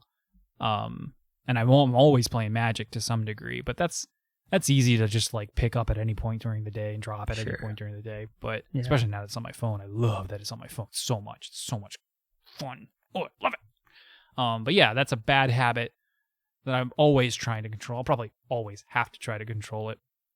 I think it's a little easier now that it's digital only. I think it might have been like harder when I would go to a Best Buy and feel like I had to buy 3 games to get the deal. Yeah, or not GameStop, Best Buy, buy GameStop, 2 used, get 1 free, or whatever. Exactly, because it's like, so guaranteed there's almost always like 3 games that I definitely would want to play. Maybe might as well buy them while I'm here, kind of thing. And then something that to just kind of segue off of that, a habit that I don't have anymore is because I go digital all the time. I just don't buy quite as many games, but then I'm also not returning those games because I can't. And so like the process of buying, and thus the lack of returning, has kind of just changed some things in general. I'm way less trigger happy for the most part when it comes to sales. I look at them. I get tempted for the most, like, just today, Dragon Ball Fighter Z was on sale for like $10. I still might get it, because that game looks really fun, and $10 on the Switch sounds, sure, why not, It's a fighting game. I can pick it up whenever I want, but it's tempting. You got any others? I'm trying to think. Any gaming habits you want to pick up? Finishing games. Finish games. Pick smaller games. You keep saying that, but then you don't. Then you're like, dude, I try so hard. Right now I'm still doing God of War, and I haven't started anything else. I just haven't played any God of War. So like, you've been preoccupied. Right. I think one of my worst, this might be like a little too deep for this podcast. One of my worst gaming habits is having beverages while I drink. Or having beverages, having beverages while I drink. Having beverages, adult beverages while I play games. Those two activities don't have to be linked. And I've actually started having fun gaming with just like a decaf coffee at night or a sleepy time tea. And so like that's helped me. And I'm still having fun doing the gaming part. And so that's kind of helped me kick that like notion that I need, that it's going to be way fun if I have a bourbon or whatever while I play the game. Well, that's true, but I'll have fun Right. other ways as well. Like I don't have to do that. So Save it for the Jackbox. yeah, exactly. Or the Shoutcast or the D&D, who knows? No, not stop drinking while we play D&D. I was great last time. Were you? Well, I wasn't, if you don't remember, I wasn't bad. I thought I did fine last time. You were definitely awake the whole time. No, I think it's the role play that I need to improve on. And also here's the thing is like my indecision. I know we're getting a little out of scope Context. here with our podcast, Scope, yes, but like thank you. it's just like I think what people fail to understand is my general indecision as a person, and that is now being cast on the D&D character. And I can't help that. It won't matter if I know the combat mechanisms forward and backwards. I struggle with the decision-making part of it.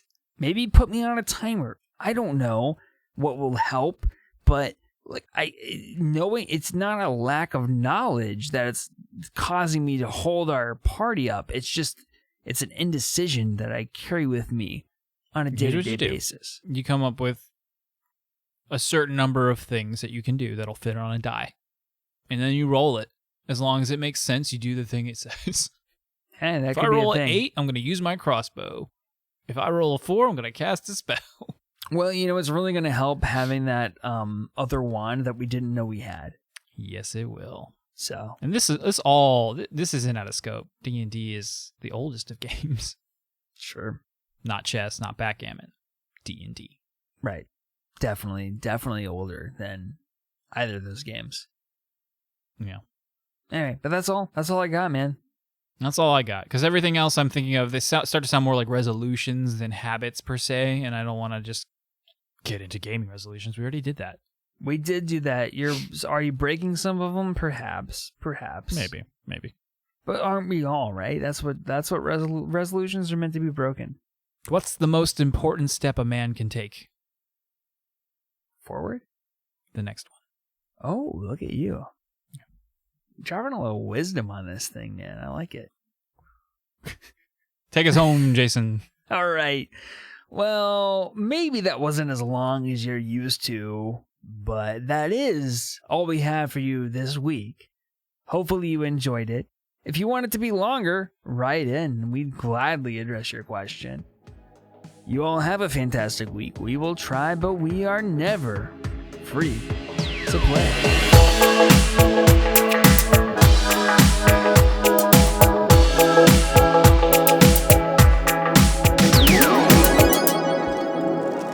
Hear that?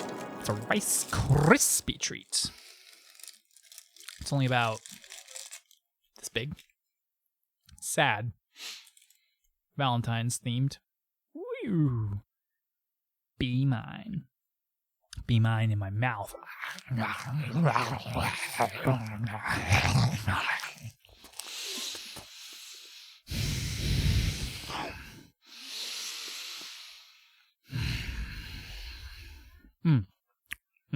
quite the dopamine hit. I make a mean Rice Krispie treat. I gotta tell you. Just use all the butter.